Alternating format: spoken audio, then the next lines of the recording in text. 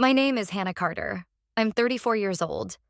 When I sent Lily off for her weekend with the Parkers, I hoped for peace. What I got back was a bruise shaped like fear. It sat on her upper arm, red, swollen, and undeniable. Just like the way she wouldn't meet my eyes when I picked her up. Just like the forced smile and the whispered, "It was fine," she'd said a dozen times before. Margaret Parker stood on her front steps that day, arms crossed, giving me that tight, practiced smile she's perfected over years of making me feel small.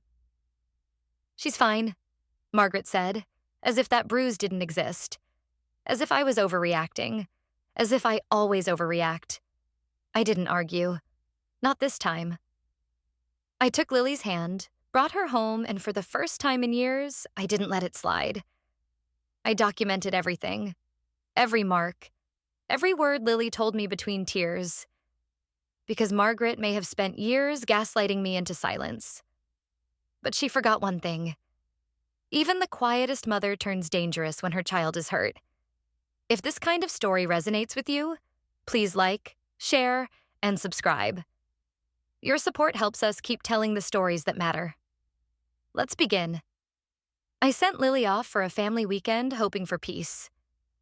What I got back was a bruise shaped like fear. The sky hung low and gray over Portland that Sunday afternoon, matching the heaviness in my chest as I pulled up in front of the Parker estate. Their front yard, meticulously landscaped, looked as cold and unwelcoming as ever. I parked, turned off the engine, and took a deep breath. Maybe this time would be different. Maybe this time Lily would come home smiling. But when the front door opened, I knew better. Lily shuffled toward me, her little backpack slung over one shoulder, her eyes distant and glassy. I recognized that look instantly. It was the same one she wore after the last cousin sleepover. And the weekend before that. The blank stare, the barely there smile, the forced, "It was fine," she'd repeated like a rehearsed line too many times before. "Hey, baby," I greeted her softly, kneeling to help with her backpack. "Did you have fun?" She shrugged, eyes fixed on her shoes. Margaret stood behind her on the steps, arms crossed, giving me that thin-lipped smile I'd come to loathe. "She's fine, as always," she said, voice clipped. "Kids will be kids." I bit back every retort burning my throat and instead took Lily's hand. It felt colder than usual. The car ride home was silent. I glanced at her through the rearview mirror at every stoplight. Her shoulders hunched, her gaze locked on the passing streets like she wasn't really seeing them. When we got inside our apartment, she headed straight for her room without a word. I followed, heart pounding faster with every step. She sat on the edge of her bed, trying to tug the sleeve of her sweater lower. That's when I saw it. Bright, angry red. A perfect outline of small fingers wrapped around her upper arm. "Lily." My voice cracked before I could finish. I sank to my knees in front of her, gently taking her hand. "Honey, what happened?" She shook her head at first, lips trembling. "Talk to me," I whispered. Her breath hitched. Then the dam broke. Tears spilled down her cheeks as she clutched her little hands into fists. "Blake hit me," she blurted out between sobs. "We were playing and I wanted the blue car. And he got mad. He grabbed me and then—" I swallowed the lump rising in my throat. "And then what?" Her voice dropped to a terrified whisper. "Grandma said it was my fault. She said I upset him. She made me say sorry. In front of everyone." I froze. Every nerve in my body screamed. The edges of my vision blurred for a second, fury boiling over so fast it left me breathless. I pulled Lily into my arms, holding her tighter than I probably should have. Her tears soaked into my sweater. "It's okay, sweetheart," I murmured, trying to steady my shaking hands. "You're home now. You're safe." But even as I said it, I knew that wasn't enough. I stood, walked to the kitchen counter, grabbed my phone, and stared at the screen like it could somehow calm the fire igniting inside me. For years, I'd let Margaret Parker's gaslighting, manipulation, and subtle digs go unanswered. For years, I'd swallowed the bile, Told myself keeping the peace was more important than causing a scene. Not this time. I clenched my phone so tight my knuckles whitened. My gaze drifted to the small drawer near the dining table. Without thinking, I crossed the room, opened it, and pulled out my old Canon DSLR, the one I hadn't touched in months. Click. I snapped the first photo of the bruise. Click. Another angle. Click. And again, each shutter sound felt like a battle cry. This wasn't going to be another incident I let slip by. Not another story buried under Margaret's carefully crafted lies. Not this time. By sunrise, I had photos, a detailed timeline, and Rachel's office on speed dial. The apartment smelled faintly of coffee and printer ink. Papers covered my kitchen table, each page scribbled with times, dates, and everything Lily had said the night before. The photos sat in a folder on my laptop, each image more damning than the last. The red imprint of Blake's fingers stood out against her pale skin like a brand I couldn't unsee. I kept glancing at the clock. 7:12 a.m. Too early to call Rachel? Probably, but waiting felt unbearable. I paced the living room, replaying every moment in my head. Every time I'd ignored that tight pull in my stomach when Lily hesitated to leave for the Parkers. Every time I'd second-guessed myself, afraid of being labeled the dramatic, overprotective mom. For years, Margaret had weaponized that word. Sensitive. She's just sensitive. Stop overreacting, Hannah. You always see problems where there are none. Not this time. By 8 a.m., I couldn't wait any longer. I grabbed my keys and drove across town. Rachel's office sat in a small brick building near downtown, tucked between a yoga studio and a bakery. The sign outside read Myers and Associates Family Law, but to me, it had always felt like a safe haven. Rachel met me at the door before I could knock. Her dark hair pulled into a loose bun, glasses perched low on her nose, coffee in one hand. When she saw my face, she didn't hesitate. "Inside," she said, pushing the door open wider. "Tell me everything." We sat in her small but sunlit office, walls lined with legal books and framed photos of past cases she'd won. I spread the photos across her desk. Showed her the time-stamped notes I'd written, what Lily had said when she'd said it. Rachel didn't interrupt once. She took it all in, her lawyer face slipping into place. Unreadable, but laser-focused. When I finished, she exhaled slowly. "Okay," she said. "First, you did the right thing documenting this." I swallowed hard. "So I'm not overreacting?" Her eyes snapped up to meet mine. "Hannah, look at me. This is abuse, psychological and physical. They're gaslighting both you and Lily. And it ends now." Relief and terror washed over me at the same time. Rachel pulled out a yellow legal pad and started writing. "Here's what happens next. I'll file an initial report with CPS this morning, but we need corroboration. I want you to go to Lily's school. Talk to her teacher, the school counselor if possible. Get them to note any behavioral changes they've seen. The more voices supporting this, the better." I nodded, adrenaline buzzing under my skin. "Okay, I can do that." Before I left, she placed a hand on mine. "And Hannah, don't answer any calls from Margaret or Ethan today. If they reach out, forward them to me."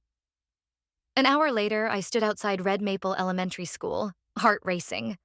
The front office buzzed with the usual Monday morning chaos. Parents signing tardy slips, kids dropping off forgotten lunches.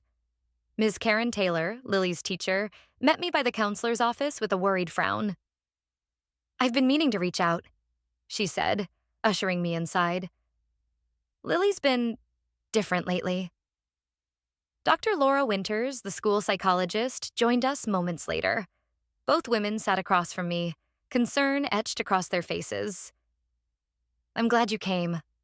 Dr. Winters began gently. "Over the past month, we've noticed some changes. Lily used to participate actively in class discussions. She was always the first to volunteer for projects. But recently, she's withdrawn. Quiet. She flinches when other kids get too close." Ms. Taylor nodded. "And last week during art, she drew a picture of herself inside a small box, with stick figures standing outside looking angry. My throat tightened. Do you believe she's in danger? I asked, voice trembling. Dr. Winters didn't hesitate. We believe something has been affecting her emotional well-being. And combined with what you're telling us today, yes, I think she needs protection. I thanked them both, tears threatening to spill again, and hurried back to my car. On the drive to Rachel's office, my phone buzzed. A text from Ethan. We need to talk. You're making a mistake. I deleted it without replying. When I burst back into Rachel's office with the school's written observations in hand, she looked up from her laptop with grim satisfaction. Perfect timing, she said. The CPS report just went through. Attach the photos, your timeline, and now these school statements. She leaned back in her chair, folding her arms with a small but fierce smile. They'll get the knock tomorrow morning. At exactly 9 a.m., 2 CPS officers knocked on the Parker estate's grand front door. Margaret wasn't ready. The sound echoed through the marble foyer, sharp and out of place in a house built on whispers and avoidance. Margaret stood frozen near the staircase, one hand clutching her coffee cup a little too tightly. Ethan emerged from his office down the hall, already in a tailored suit, adjusting his cufflinks with forced calm. Who the hell is that this early? He muttered. Before Margaret could compose an answer, the knocks came again. More insistent this time. When she opened the door, she was met by 2 unfamiliar faces. A woman with a clipboard and a man with a messenger bag slung over his shoulder. Both wore serious expressions and displayed badges quickly enough to make Margaret's stomach flip. Good morning, Ms. Parker? The woman asked, professional but not unkind. Margaret's smile snapped into place like armor. Yes, how can I help you? We're from Child Protective Services, the woman said. We're here to follow up on a report concerning Blake and another child in your household. We'd like to speak with you and Blake. Separately. For the first time in years, Margaret faltered. There's been some mistake, she said quickly. Blake is a well-behaved boy. This is just a family misunderstanding. The male officer spoke next. We still need to proceed. Can we come in? Ethan stepped forward. What's this about? Who filed this report? The officers remained neutral. We're not at liberty to disclose that. Margaret's heart pounded as she stepped aside, letting them in. Every inch of her screamed for control, but already she felt it slipping. The living room, always staged for perfection, now felt too bright, too exposed. Where's Blake? The woman asked. Margaret's voice cracked despite herself. Upstairs. I'll get him. As she climbed the stairs, she rehearsed every excuse she'd used in the past. Just roughhousing, children being dramatic, miscommunication. But when she reached Blake's door and called him, his muffled voice answered with something she hadn't expected. Am I in trouble? Downstairs, the questions had already begun. Across town, I sat in the school counselor's office, nerves twisted tight. Ms. Taylor had called earlier that morning with a simple but loaded request. The school counselor wants to meet you about Lily. Dr. Winters sat across from me, reviewing her notes. Her tone was gentle but direct. We've seen a notable shift in Lily's behavior over the last 6 weeks. Decreased participation, withdrawal from peers, heightened anxiety during recess. I swallowed hard. Has she said anything specific? Dr. Winters paused. Last week during art therapy, she drew a picture. It showed a small figure trapped inside a box, surrounded by larger figures with angry faces. I blinked back tears. That tracks with everything happening at home. Dr. Winters nodded. I've already documented it in her file. If you decide to take legal steps, I'll support you however I can. Her words settled like a small but vital piece of armor around my heart. Back at Rachel's office, things were moving faster than I anticipated. As soon as I arrived, she motioned me inside. You're not going to believe this, she said, holding up her phone. Emily Pearson just texted me. I blinked. Emily? As in, the old nanny? The one who suddenly left 2 years ago? The very one. Rachel turned the screen toward me. The text was short but electric. I heard what's happening. I need to talk to you. For a full second, neither of us spoke. Rachel was the first to break the silence. We just got our first witness willing to talk. I stood, pulse roaring in my ears. "Set it up," I said, my voice steady and low. "I want to hear everything." Emily sat down across from me, hands shaking, eyes darting like she was still afraid of them. We were at a small cafe just a block from Red Maple Elementary. The air smelled like burnt espresso and rain-soaked pavement. Rachel sat to my right, flipping open her legal pad, but it was Emily who held my full attention. She kept glancing toward the door like she expected Margaret or Ethan to appear at any second. "I almost didn't come," Emily said, her voice thin. I don't want trouble." Rachel leaned forward, tone steady but kind. "You're not the one causing trouble, Emily. The truth is." Emily gave a bitter laugh that sounded more like a choke. "That's easy for you to say." I stayed quiet, letting Rachel guide the conversation. The counselor part of me wanted to reach out, offer comfort. But this wasn't therapy. This was something else entirely. "I worked for the Parkers for 2 years," Emily began, rubbing her palms on her jeans. "I loved that job. At first. Blake was difficult, but Margaret, she always had an explanation. Always made it seem like every outburst was the other kid's fault." I nodded slowly. "I remember hearing your name. Lily used to ask where you went. I never got an answer." Emily flinched. "I wasn't allowed to say goodbye. One day I came in for my shift, and Margaret told me not to come back." Rachel's pen hovered above her notepad. "What happened?" Emily hesitated, then pulled out her phone. Her hands trembled as she scrolled through old messages. "There was this one afternoon. Blake had pushed a neighbor's kid off the backyard play structure, split the kid's lip open. I told Margaret we needed to call the parents, maybe even a doctor. She sent me this." She turned the screen toward us. I squinted at the text. "Don't escalate. Keep it quiet. These things blow over. We don't need more drama from you." My stomach clenched. Rachel clicked her pen. "Do you still have all these messages?" Emily nodded. "I kept them, even though I wasn't sure why. Maybe I just needed proof that it wasn't in my head." "Would you be willing to put this into an affidavit?" Rachel asked carefully. "We're building a case. You wouldn't be alone in this." Emily's gaze darted between us. I don't know. "You'd be giving Lily and yourself a voice?" I said softly. Her eyes welled with tears. For a long moment, she didn't speak. Then, with a shaky exhale, she nodded. "I've been silent too long. Not anymore." Relief washed over me like sunlight breaking through storm clouds. Rachel scribbled something on her notepad. "I'll draft the statement this afternoon. We'll keep your contact info confidential until we have to disclose." Emily stood, gathering her things. Before leaving, she turned back. "Just be careful," she warned. "They're not used to losing." Her words lingered long after she walked out the door. I turned to Rachel.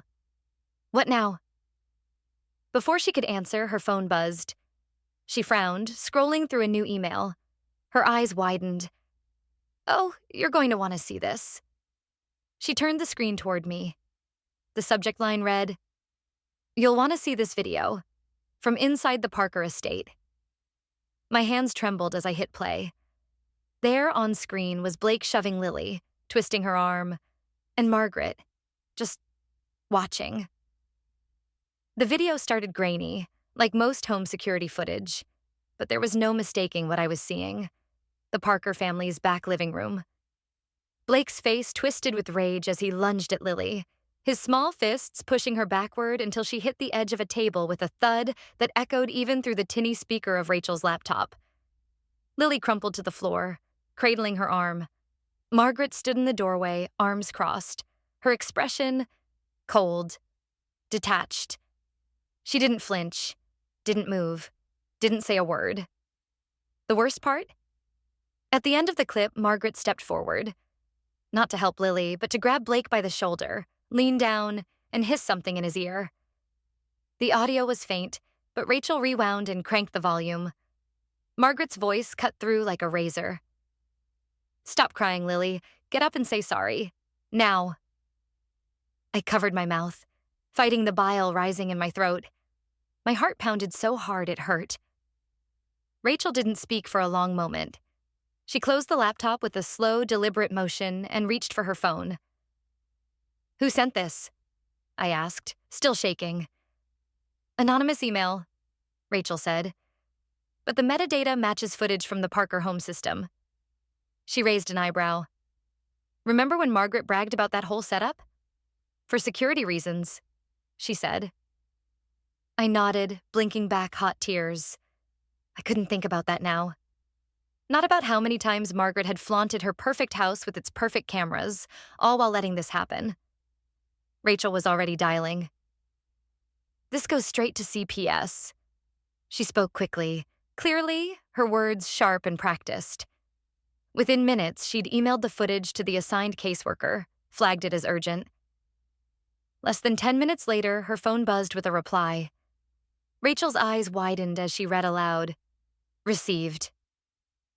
Immediate no-contact order issued against the Parkers. Court hearing scheduled for tomorrow morning." The weight of it hit me like a tidal wave. My phone rang before I could process what that meant. Ethan's name flashed across the screen. I hesitated, then answered. "What the hell do you think you're doing?" His voice crackled with restrained fury. "You're destroying this family, Hannah. Do you even realize the damage you're causing?" I laughed, bitter and tired. "The only damage here is what you've all done to Lily." "You're being manipulated," he spat. "Rachel's filling your head with garbage. You're blowing a simple misunderstanding out of proportion." I stared at the laptop. The image of Blake twisting Lily's arm burned into my mind. "You call that a misunderstanding?" My voice dropped. "You're about to find out what consequences really look like." Before he could answer, I hung up. By the time I got home, Lily was curled up on the couch, clutching her stuffed rabbit. I knelt beside her, brushing her hair back from her face. She looked up, eyes tired but hopeful. "Is everything okay, Mom?" I pulled her into my arms, holding her close, letting her feel every ounce of the protection I should have given her sooner. "They're finally listening," I whispered into her hair. By 9 a.m. Wednesday, Margaret's empire of control started to crumble, in front of a full courtroom. The air inside Multnomah County Family Court felt thick with tension. I sat beside Rachel at the petitioner's table, clutching the edge of my chair so tightly my knuckles ached. Across the room, Margaret sat rigid in a dark tailored suit, her usual air of superiority cracked and brittle around the edges. Ethan stared at the floor, avoiding my eyes. Blake slouched in his seat next to them, eyes darting between the adults like a trapped animal sensing the walls closing in. Judge Eleanor Grant entered promptly, her black robe flowing behind her like a silent warning bell. The courtroom fell silent as she took her seat. "We're here today regarding the custody and welfare of Lily Carter," Judge Grant began, her tone clipped and professional. Rachel stood first, submitting the video footage as evidence. The bailiff wheeled in a small monitor, and the clip played in front of everyone. I held my breath as the grainy image filled the screen. Blake shoving Lily, twisting her arm, and Margaret, standing there, watching, silent, complicit. A collective gasp rippled through the room. Even Ethan's head snapped up, his face paling. Margaret's lips tightened, but for once she had no ready excuse. No cutting remark, no carefully rehearsed lie. Next came the witnesses. Emily Pearson stepped forward, her voice shaking but steady enough as she described years of witnessing Blake's aggression and Margaret's cover-ups. She held up her phone, showing the old texts Margaret had sent her. "Don't escalate. Keep it quiet." Ms. Taylor testified next, sharing her concerns about Lily's behavior changes. Then Dr. Winters took the stand, outlining Lily's emotional withdrawal and her troubling drawings from therapy sessions.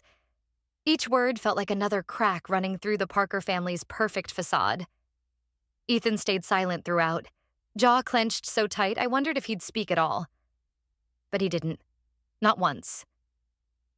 Finally, Judge Grant removed her glasses, setting them gently on the desk. Her gaze swept across the room. The evidence presented today demonstrates a disturbing pattern of abuse, neglect, and systemic gaslighting, she said firmly. Ms. Carter, your actions to protect your daughter were both necessary and courageous. I felt Rachel's hand squeeze mine under the table. Effective immediately, Judge Grant continued. Full legal and physical custody of Lily Carter is awarded to Ms. Hannah Carter. Ethan Parker is granted supervised visitation only, contingent upon completion of a certified parental rehabilitation program. Margaret's composure cracked then, a sharp, involuntary gasp escaping her lips. Judge Grant's gaze shifted toward her. Furthermore, a no-contact order is issued against Margaret Parker and Blake Parker until further review. This court takes the emotional and physical safety of children extremely seriously. This ends today. The gavel hit the block with a final, resounding thud. It was over. As I stepped out of the courthouse into the crisp November air, my phone buzzed. Dozens of notifications, texts from numbers I didn't recognize. Parents from Lily's school. Thank you for speaking up. You're braver than all of us. We've been watching and cheering for you. I scrolled through, my throat tightening. Not with sadness this time, but with something unfamiliar and long overdue. Relief. Pride. Freedom. Lily ran up to me from where Rachel had been keeping her distracted by the fountain. She wrapped her arms around my waist, her smile the brightest thing I'd seen in months. We walked toward the parking lot, sunlight breaking through the clouds above us, warming our skin like a promise. The courtroom had been her battlefield, but Hannah walked out with something far more lasting than a legal victory. She walked out with her daughter's safety secured and her own voice finally heard. The empire Margaret built on intimidation and silence had cracked, collapsing under the weight of truth. Injustice thrives when good people stay quiet, but the moment one person speaks, the entire narrative shifts. Like the final toll of a long muted bell, justice may arrive late, but when it rings, it demands attention. And now, as light spilled across the courthouse steps, it was clear. Their silence was over. For good.